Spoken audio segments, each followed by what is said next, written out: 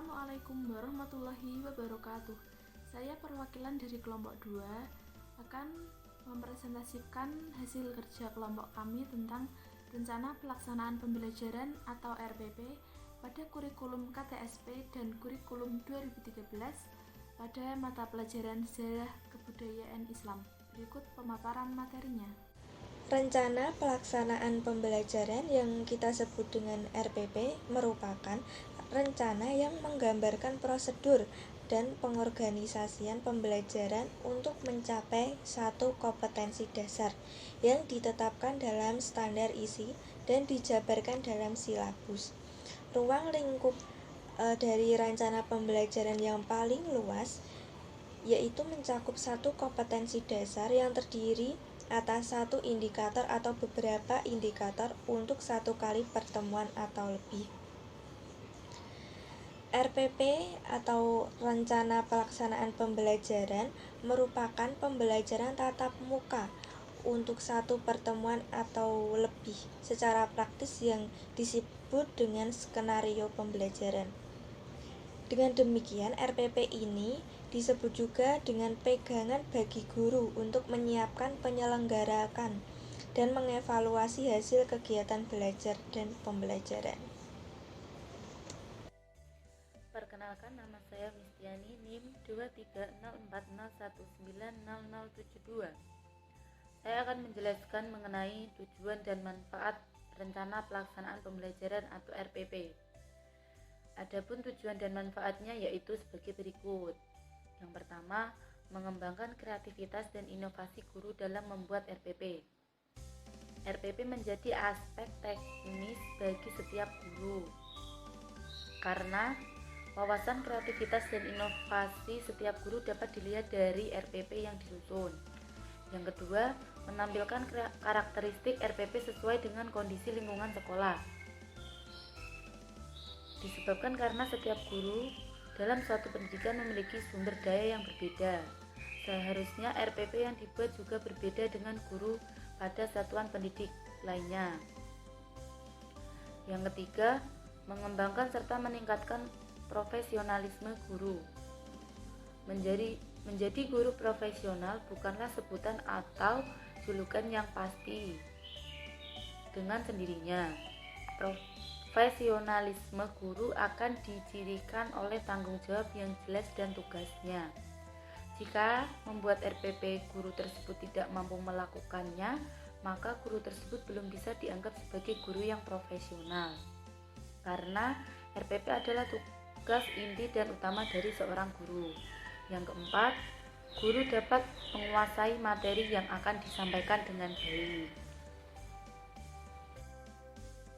Perkenalkan, nama saya Mistiani, NIM 23040190072. Di sini saya ingin menjelaskan mengenai rencana pelaksanaan pembelajaran kurikulum atau RPP KTSP. KTSP adalah kurikulum operasional yang disusun dan dilaksanakan oleh masing-masing suatu pendidikan atau sekolah dengan mengacu pada standar kompetensi lulusan dan standar isi, serta berpedoman pada panduan yang telah disusun oleh BSNP. Dalam hal ini, tujuan pendidikan dasar adalah meletakkan kecerdasan, pengetahuan, kepribadian, akhlak mulia, serta keterampilan untuk hidup mandiri dan mengikuti pendidikan lebih lanjut. Badan Standar Nasional Pendidikan telah memberikan arahan bagaimana pihak sekolah harus menyusun KTSP. Penyusunan KTSP pada dasarnya merupakan bagian dari kegiatan perencanaan sekolah. Tahap kegiatan penyusunan KTSP secara garis besar meliputi penyiapan dan penyusunan draft, review dan revisi, serta finalisasi, pemantapan, dan penilaian. Langkah yang lebih rinci dari masing-masing kegiatan diatur dan diselenggarakan oleh tim penyusun KTSP yang meliputi kepala sekolah, guru, konselor, dan tim penyusun KTSP lainnya. Adapun kelebihan yang dimiliki KTSP yaitu mendorong terwujudnya otonomi sekolah dalam penyelenggaraan pendidikan. mendorong para guru, kepala sekolah, dan pihak manajemen sekolah untuk semakin meningkatkan kreativitasnya dalam penyelenggaraan program pendidikan KTSP. KTSP sangat memungkinkan bagi setiap sekolah untuk menitikberatkan dan mengembangkan mata pelajaran tertentu yang akseptabel bagi kebutuhan siswa. Penerapan KTSP merekomendasikan pengurangan jam pelajaran akan berdampak berkurangnya interaksi pembelajaran guru di kelas dengan peserta didik yang mengakibatkan kurang maksimalnya pendalaman materi yang diberikan dan kekurangannya pendapat para guru. Perkenalkan, nama saya Eka Nursahyani, NIM 230401934. Saya di sini akan melanjutkan pemaparan materi pada rumusan masalah yang ketiga, yaitu RPP dalam kurikulum KTSP. Nah, dalam kurikulum KTSP, RPP dipahami sebagai rencana yang mengembangkan prosedur dan manajemen pembelajaran untuk mencapai satu atau lebih kompetensi dasar yang telah ditetapkan dalam standar isi dan juga silabus. Tugas utama guru kaitannya dalam menyusun RPP di KTSP ini adalah menjabarkan silabus ke dalam RPP yang lebih operasional dan lebih rinci, serta siap dijadikan sebagai pedoman dalam pembelajaran. Nah, prinsip yang harus diperhatikan dalam penyusunan RPP berbasis kurikulum KTSP ini, yang pertama yaitu kompetensi yang dirumuskan dalam RPP harus jelas. Semakin konkret kompetensi, semakin mudah untuk diamati dan dipahami, dan semakin tepat kegiatan yang harus dilakukan untuk membentuk kompetensi-kompetensi tersebut. Nah, yang kedua yaitu RPP harus disederhanakan dan lebih fleksibel, serta dapat dilaksanakan dalam kegiatan pembelajaran dan pembentukan kompetensi peserta didik. Yang ketiga, RPP yang dikembangkan harus utuh dan menyeluruh serta jelas pencapaiannya. Yang keempat, harus ada koordinasi antara komponen pelaksana program di sekolah, terutama apabila pembelajaran dilaksanakan secara tim dan dilaksanakan di luar kelas, maka tidak mengganggu jam-jam pada mata pelajaran yang lain. Nah, kemudian jika dilihat kembali dalam Peraturan Menteri Pendidikan Nasional Indonesia Nomor 41 Tahun 2007 tentang standar proses untuk satuan pendidikan dasar dan menengah, dinyatakan bahwa RPP dijabarkan dari silabus untuk mengarahkan kegiatan pembelajaran peserta didik dalam upaya pencapaian KD atau kompetensi dasar. Nah, setiap guru pada satuan pendidikan berkewajiban menyusun RPP secara lengkap dan sistematif agar pembelajaran berlangsung secara interaktif, inspiratif, menyenangkan, dan dapat memotivasi anak didik untuk berpartisipasi aktif serta memberikan ruang untuk mengembangkan bakat, minat, dan perkembangan fisik psikologis peserta didik. Nah, RPP ini disusun untuk setiap pertemuan dan disesuaikan dengan penjadwalan dalam satuan pendidikan. Kemudian, format RPP dalam kurikulum KTSP nomor 41 tahun 2007 meliputi yang pertama, identitas mata pelajaran. Ini meliputi satuan pendidikan, kelas atau semester, program keahlian, mata pelajaran, tema, dan jumlah pertemuan. Yang kedua, standar kompetensi, yaitu klasifikasi kemampuan minimal peserta didik yang menggambarkan penguasaan pengetahuan, sikap, dan keterampilan yang diharapkan dicapai dalam setiap semester. Yang ketiga yaitu kompetensi dasar. Nah, kompetensi dasar adalah sejumlah kemampuan yang dikuasai peserta didik dalam mata pelajaran tertentu sebagai rujukan IPK atau indikator pencapaian kompetensi.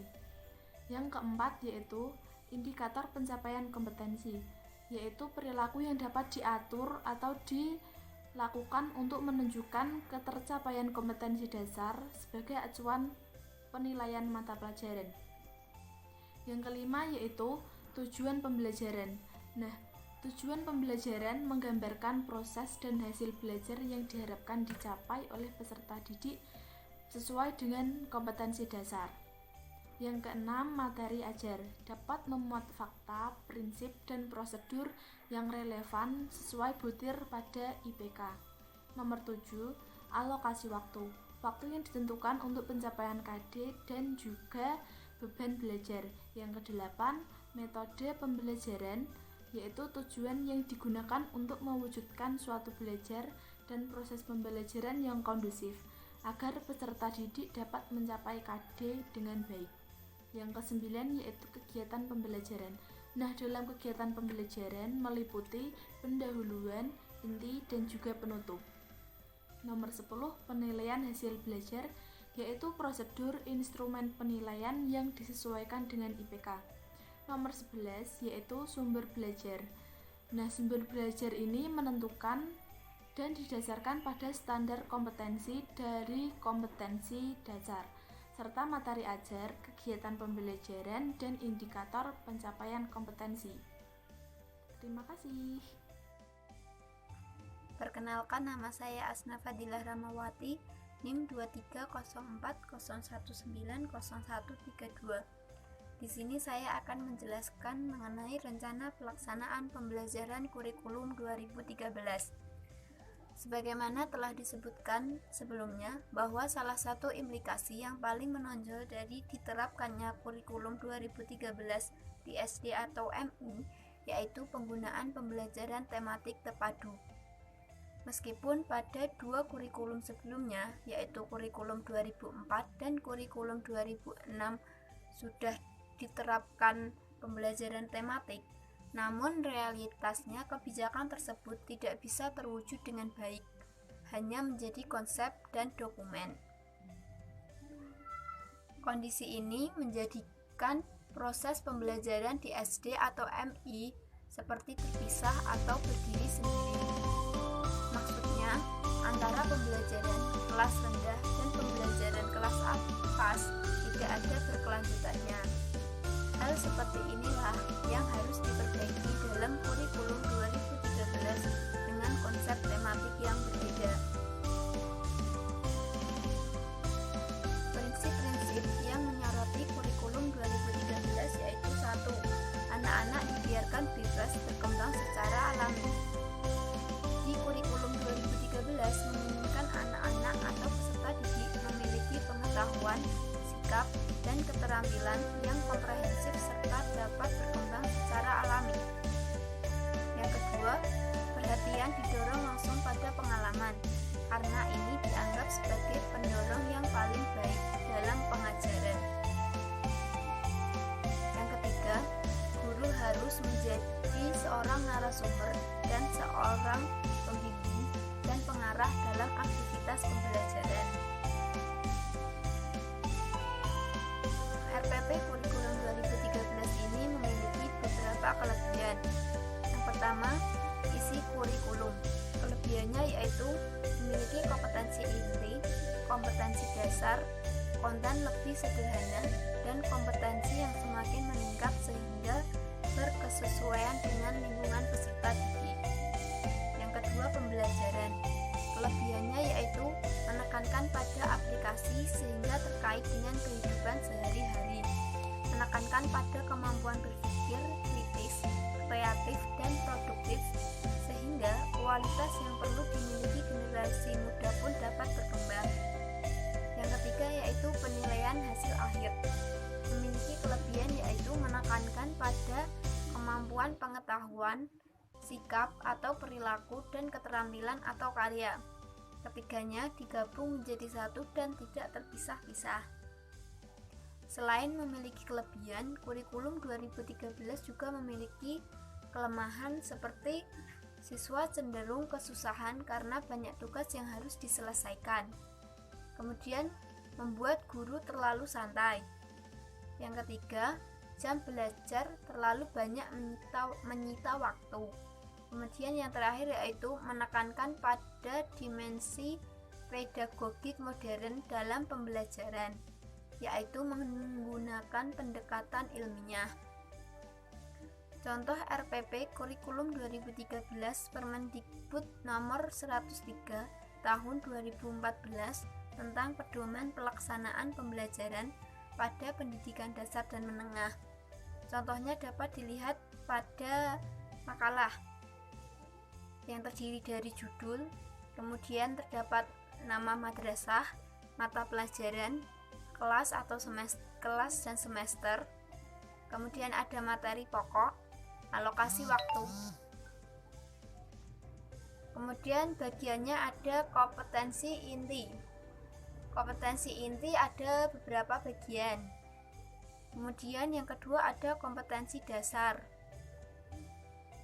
Kemudian ada indikator pencapaian kompetensi, materi pembelajaran, langkah-langkah kegiatan pembelajaran dalam satu kali pertemuan yang bisa terdiri dari kegiatan awal, bisa berdoa, salam, absensi, dan lainnya. Kemudian kegiatan inti seperti mengamati, menanya, eksplorasi, mengasosiasi, dan sebagainya. Dan yang terakhir yaitu penutup, dengan bisa menyimpulkan apa yang telah dipelajari, mengadakan tes, menutup kelas, dan sebagainya. Kemudian ada penilaian. Dalam penilaian ada jenis atau teknik penilaian, bentuk instrumen dan instrumen, pedoman penskoran. Ada juga media, alat, bahan, dan sumber pembelajaran seperti laptop, LCD, papan tulis, kemudian buku-buku yang digunakan sebagai referensi. Dan yang paling terakhir yaitu terdapat tanda tangan guru mapel dan juga diketahui oleh kepala SD atau MI.